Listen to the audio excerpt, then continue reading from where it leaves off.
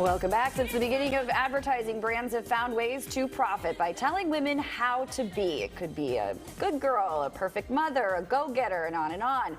Well, now it's all about empowerment. But has anything really changed? Jane Cunningham and Philippa Roberts have a new book that examines ads and packaging all over the world. It also comprises their 15 years of research and a global study of 14,000 women. It's called Brandsplaining: Why Marketing is Still Sexist and How to Fix It. Jane and Philippa, good morning. Thank you for joining us this morning. Oh, thank you for having us. So sometimes on the show we show old photos from the old advertisements from the 70s and how misogynistic they were, but and some of that still exists today, but it must work, otherwise advertisers wouldn't do it. Yes? Well, we would say that there is actually a pretty big disconnect between the way brands and marketing address women, and that's evident both in the sort of qualitative research that we do on a day-to-day basis and in the study that we did, where about 60% of women say that they don't feel seen by advertising, and that becomes even more pronounced amongst an older female audience.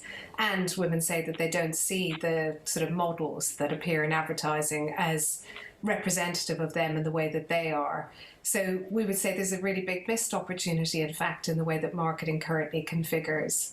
I think we think, this is the women empowerment movement, but one of your examples you provided was a Barbie that actually has a Be Yourself t-shirt, but still the typical Barbie. Yeah, that's exactly right. And we in the book, we call that stuff the sneaky sexism. And because whilst a lot of the very obvious and overt sexism in the past has stopped or been eliminated, at least, what we're seeing is that it's been replaced with these more sort of sneaky versions. So, for example, only 1 in 10 ads that show a woman show a woman who's over 50, despite the fact they're over 40% of the population. Or that men speak 7 times more than women in advertising, or that women are spoken to using those, very soft pastel-y colours, where men are given the sort of strong and powerful colours, and then men get the funny sort of clever marketing, as you're showing from that Pampers ad, where women tend to get the much more derivative, formulaic slice of life stuff. Or the fact that women are always smiling in ads, but only in 3% of the ads that we looked at have they actually been shown to be funny. And then there's all sorts of coded language that gets used. So diet products are coded up as wellness products, or anti-aging becomes agelessness. So there's all the sneaky ways in which the sexism is now playing out. So are you saying, as an example, instead of saying weight loss, they'll say wellness? Is that something they should be doing or not doing?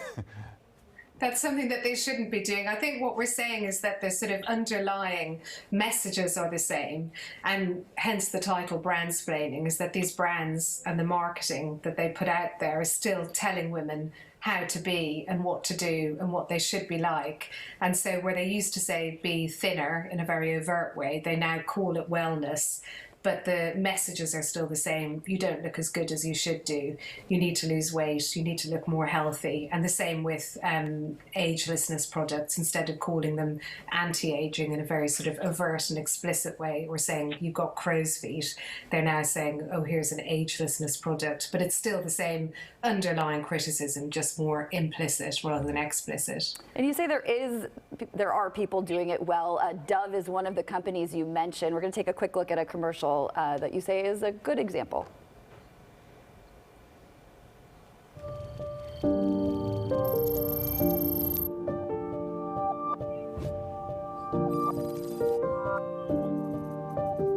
So Jane and Philippa, what do you like? What's going right here?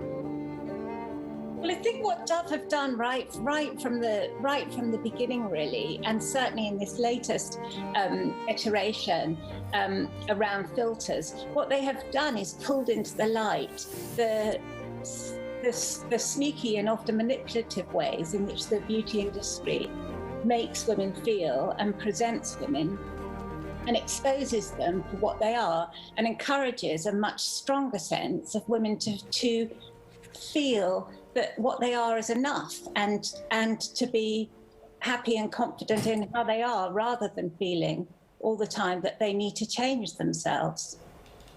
And so I would imagine we have more female ad executives and corporate executives than we did 50 years ago. Is that playing a factor? And are you saying there needs to be a moral responsibility in the message you send, not just profits?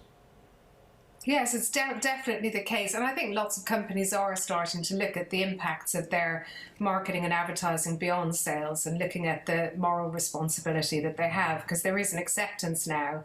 And it is very well documented that if you continue to send out these messages which are critical of women and make them feel like they've got to adhere to very punishing ideals, that it impacts their mental health. And it's particularly true of younger children and girls, but it is also true of older women too. And is that what you're seeing in the Pantene commercial? You brought that up as a kind of negative example. Well, we feel that there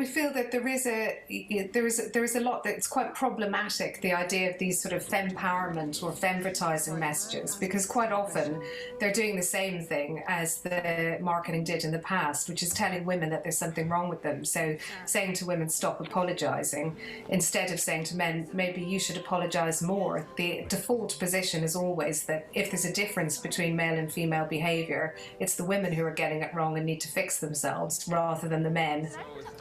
Sorry. Well, you can check out PLH research online for more. The book is called Brandsplaining. Jane and Philippa, thank you for joining us this morning. Thank you very much, guys. Oh, thanks for having so us. much.